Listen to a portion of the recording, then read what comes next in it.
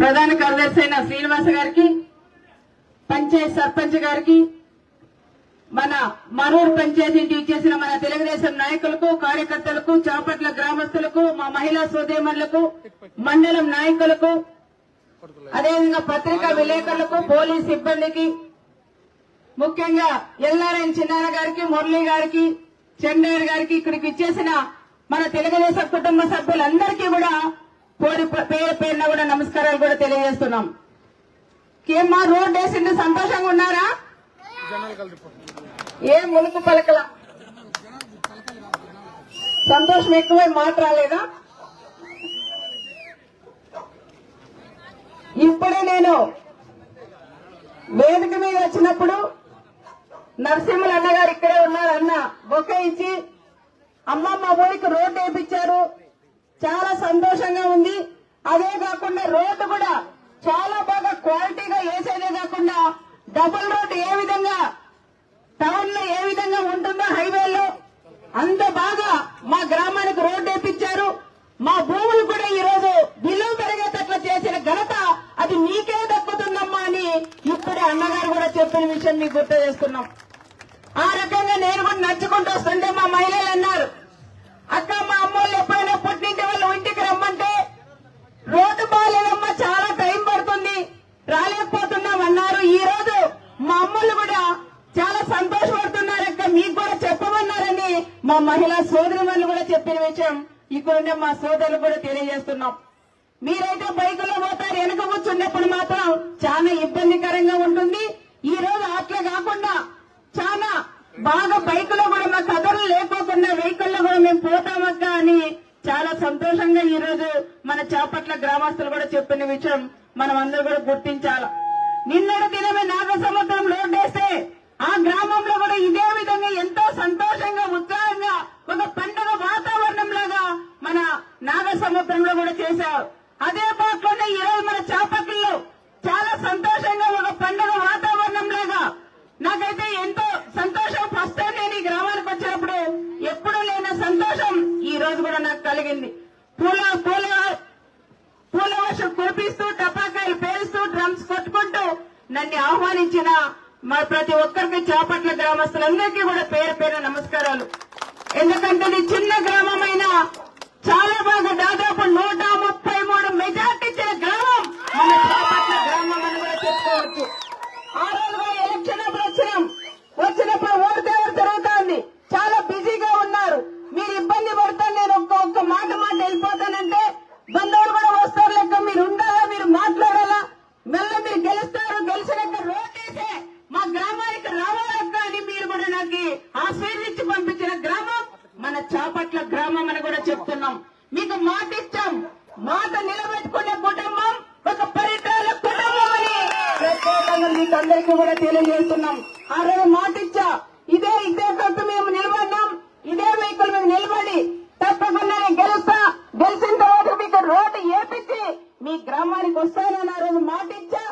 మాట నిలబెట్టుకునే కుటుంబం మీ అన్న పరిటాల రవి అన్న కుటుంబం అని మీకందరికీ కూడా గుర్తు చేస్తున్నాం. దీంతోనే రోడ్డు వేసి చేతులు జరుపుకోను. చాలా కూడా మన ప్రభుత్వం వచ్చింది, 5 సంవత్సరాలు చాలా వరకు ఇబ్బంది పడినారు, చాలా కేసులు పెట్టారు. ఎన్ని ఇబ్బందులు పెట్టినా ఏ కార్యకర్త కూడా పక్కన పోయి కండవ వేయించుకోలేదు. పరిటాల కుటుంబం అంటే మేము ఉంటామని నడిచిన వ్యక్తులు నా తెలుగుదేశం కుటుంబ సభ్యులను కూడా నేను చెప్తున్నాం. మీరు ఏది అడిగినా తప్పకుండా చేసేదానికి నేను సిద్ధంగా ఉన్నానని మీకందరికీ కూడా తెలియజేస్తున్నాం. మన ప్రభుత్వం వచ్చి కేవలం 7 నెలలైంది, కానీ మన రప్ప నియోజకవర్గంలో ఇప్పటికే దాదాపు 25 కోట్ల రూపాయల సీసీ రోడ్లు కూడా వేశాం, దాంతో పాటు బీటీ రోడ్లు కూడా వేశాం, రకరకాలుగా కూడా. ఇంకా ఆవుల షెడ్లు లేవంటే అవి కూడా మనకు కట్టింది కూడా జరిగింది. ఎక్కడ చేసిన గోకులం షెడ్లు కావాలక్క అంటేనే వెంటనే కూడా శాంక్షన్ చేపించి గోకులం షెడ్లు కూడా మనకు కట్టించాం. ఆ రకంగా చూస్తే ప్రతి మండలానికి 2 కోట్ల రూపాయలు గోకులం షెడ్లకి మనం శాంక్షన్ చేపించిన ఘనత ఒక పరిటాల కుటుంబానికే దక్కుతుందని ప్రత్యేకంగా కూడా చెప్తున్నాం. చాలా మంది రైతులు ఆనందంగా ఉన్నారు. ఇదే గ్రామానికి 2వ గోకులం షెడ్లు ఇచ్చాం, ఇంకా మీకు కావాలంటే అప్లై చేసుకోండి, నెక్స్ట్ బడ్జెట్ లో మీకందరికీ కూడా ఇస్తానని కూడా మీకు తెలియజేస్తున్నాం. అదే కాకుండా చాలా వరకు మేము చీనీ చెట్లు గాని, మామిడి చెట్లు గాని అది కూడా తప్పకుండా మీకు ఇప్పిస్తానని మా రైతు సోదరులందరికీ కూడా తెలియజేస్తున్నాం.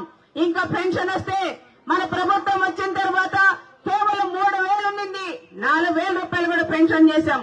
వైఎస్ఆర్ ప్రభుత్వంలో మన పార్టీ వాళ్ళందరికీ రేషన్ కార్డులు కూడా తొలగించి చాలా వరకు పెన్షన్లు కూడా తొలగించారనే విషయం ప్రతి ఒక్కరు కూడా ఆలోచన చేయాలా. కానీ మన ప్రభుత్వం వచ్చినా మా తెలుగుదేశం నాయకులు గారు మేమందరం ఒకటే నిర్ణయం తీసుకున్నాం, ఎవరికి కూడా ఇచ్చిన వాళ్ళకి తీయకుండా తప్పకుండా మళ్లీ మనం తిరిగి రేషన్ కార్డులు పెట్టి ఎవరైతే అర్హులు ఉన్నారో అందరికీ కూడా పెన్షన్లు ఇప్పిస్తామని ప్రత్యేకంగా మీకు అందరికీ కూడా నేను గుర్తు చేస్తున్నాం. అదే కాకుండా చాలా వరకు అమ్మఒడి అన్నారు, మన అన్న చంద్రబాబు నాయుడు తల్లికి వందన పథకం మన త్వరలోనే అది కూడా ప్రారంభోత్సవం చేస్తాం. బస్సు ప్రయాణం కూడా ఉచిత బస్సు ప్రయాణం. ఉగాదికి మన మహిళలు టెంపుల్స్ కి వెళ్లాలన్నా ఎక్కడికి వెళ్లాలన్నా కూడా మీరు ఇక్కడ కదిరికి వెళ్ళొచ్చు, గుంటకల్ ఆంజనేయ స్వామికి వెళ్ళొచ్చు, ఇటు పుట్టపర్తి చూడొచ్చు, లేపాక్షి చూడొచ్చు. మీరు ఎక్కడ కావాలన్నా అక్కడికి వెళ్ళడానికి ఉచితంగా ప్రయాణం కూడా మా మహిళలకు కల్పిస్తున్నామని మా మహిళా సోదరి మళ్ళీ చెప్తున్నాం. మీకు కూడా నెలకు 1,500 రూపాయలు ఇస్తామని చెప్పాం, అది కూడా త్వరలోనే ఇస్తామని మా మహిళా సోదరి మళ్ళందరికీ కూడా చెప్తున్నాం. దాంతో పాటు బీసీలు కానీ ఎస్సీ గాని ఎస్టీలు కానీ అందరికీ 50 సంవత్సరాలకే మీకు పెన్షన్ ఇస్తామని ఆ రోజు మీకు మైకులు కూడా చెప్పాం. తప్పకుండా మిగతా వారికి అవి కూడా బీసీ సోదరులకు కూడా 50 సంవత్సరాలకే పెన్షన్ కూడా అందిస్తామని ప్రత్యేకంగా కూడా తెలియజేస్తున్నాం. ఈ రకంగా చూస్తే రేపటి దినం కూడా మీటింగ్ ఉంది. చాలా మంది రైతులు నన్ను ఒకటే అడుగుతున్నారు, గత మన ప్రభుత్వంలో 90 అంటే దాదాపు అందరికీ కూడా 10 ఎకరాలున్నా డ్రిప్ ఇచ్చేవాళ్ళు. మన ఇప్పుడు మళ్ళీ వైఎస్ఆర్ ప్రభుత్వం వచ్చిన తర్వాత క్యాన్సిల్ అయింది, మళ్ళీ మన ప్రభుత్వం వచ్చింది. చంద్రబాబు నాయుడు గారితో అడిగి మీరు డ్రిప్ కూడా మళ్ళీ ఇప్పించాలని చాలా మంది రైతులు అడిగారు. తప్పకుండా రేపు కూడా వస్తే అగ్రికల్చర్ మినిస్టర్ గారు కూడా రావచ్చు, వస్తే ఆయనతో కూడా నేను మాట్లాడతా. మొన్ననే అసెంబ్లీలో మాట్లాడాం, చంద్రబాబు నాయుడు గారి దృష్టికి కూడా తీసుకెళ్లాం. గత ప్రభుత్వంలో మన ప్రభుత్వంలో ఏ విధంగా ఇచ్చామో అదే ప్రకారంగా 10 ఎకరాలు ఉన్న వాళ్ళకి డ్రిప్ సౌకర్యం కల్పించాలని చంద్రబాబు నాయుడు గారు కూడా చెప్పారనే విషయం కూడా గుర్తు చేస్తున్నాం. అదే కాకుండా చాలా వరకు మన రైతన్నలందరూ ఎవరు కూడా ఇబ్బంది పడకుండా ఆ రోజు ట్రాక్టర్లు ఇచ్చాం. మళ్ళా 5 సంవత్సరాలు ఎక్కడ ఒక ట్రాక్టర్ రాలేదు. కానీ మన ప్రభుత్వం వచ్చింది, ట్రాక్టర్ ఎవరికైనా కావాలన్నా ట్రాక్టర్లు కూడా ఇప్పిస్తామని మన రైతు సోదరులందరికీ కూడా తెలియజేస్తున్నాం. ఈ రకంగా చెరువుకి నీళ్లు ఇచ్చాం, పిఏబిఆర్ నీళ్లు అన్ని చెరువులకి వచ్చినాయి. గొందరెడ్డిపల్లి చెరువు కూడా మరవెళ్లిందని ఆ గ్రామస్తులందరూ కూడా వాట్సాప్ కూడా పెట్టింది కూడా జరిగింది.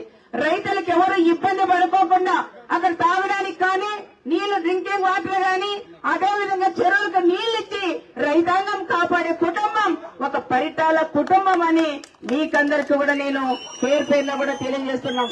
ఈ రకంగా వాటర్ ప్లాంట్లు కూడా లేవంటే ఇక్కడ కూడా ఒక వాటర్ ప్లాంట్ పెట్టాం. మన నియోజకవర్గంలో వైఎస్ఆర్ గవర్నమెంట్ లో వాటర్ ప్లాంట్ పెట్టింటే వాళ్ళ దుర్మార్గులు దానికి రంగలేసుకుని వాళ్ళే కూడా ఉపయోగించుకున్న కూడా జరిగింది. కొన్ని గ్రామాల్లో కూడా కేసులు పెట్టి జైలుకు కూడా పోయినారు మన వాళ్ళు, ఎవరికి కూడా భయపడలేదు. అలాంటివి మళ్ళీ తిరిగి మన ప్రభుత్వం వస్తే అన్ని రిపేర్లు కూడా చేసి ఎక్కడైనా వాటర్ ఇబ్బందికరంగా ఉందంటే అది కూడా తెప్పించి సిద్ధార్థ బాబు కూడా ప్రతి గ్రామంలో ఎవరికి ఇబ్బందిగా ఉంటే వాళ్ళందరికీ కూడా వాటర్ ఫిల్టర్లు తెప్పించి అన్ని గ్రామాల్లో మంచినీళ్ళు ఇచ్చిన కుటుంబం కూడా ఒక పరిటాల కుటుంబం అని ప్రతి ఒక్కరు కూడా గుర్తించాలని కూడా నేను కోరుకుంటున్నాం. ఈ రోజు మేము మొన్ననే దానికని మీరు ఎవరు కూడా అందరూ కష్టపడి చాలా ఇబ్బందులు కూడా పన్నారు మీరు 5 సంవత్సరాలు. కానీ పరిటాల కుటుంబమును వదిలి ఎవరు కూడా బయటికి పోలేదు. అందుకని మీకందరికీ కూడా పరిటాల కుటుంబం తలుపులు తెరిచే ఉంటాయి.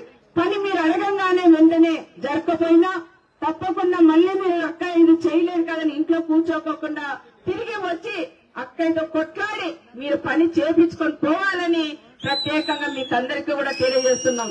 అలిగి కూర్చుంటే మన పనులు కావు, వచ్చి తిరిగి అయినా మీకు హక్కు ఉంది. ఆ కుటుంబం దగ్గరికి వచ్చి మీరు మాట్లాడి మీ పనులు కూడా చేయించుకొని వెళ్లాలని మరొక్కసారి మీకు తెలియజేస్తున్నాం. ఇక్కడ డీలర్లు గాని ఫీల్డ్ అసిస్టెంట్లు గాని అదే విధంగా చాలా మంది ఇక్కడికి వచ్చారు. అధికారులు కూడా ఎంపీడీఓ గారు గాని వాళ్ళ సిబ్బంది గాని డి గారు, ఈ గారు, జై గారు అందరూ కూడా ఇక్కడికి వచ్చారు. వాళ్ళందరికీ కూడా పేరు పేరున నమస్కారాలు కూడా తెలియజేసుకుంటూ మరొక్కసారి ఈ గ్రామానికి ఇంకా చిన్న చిన్న పనులున్నాయి, అవన్నీ చేసి మళ్ళీ మీ గ్రామానికి వస్తానని మీకందరికీ కూడా పేరు పేరున నమస్కారాలు కూడా తెలియజేసుకుంటూ సెలవు తీసుకుంటున్నాను.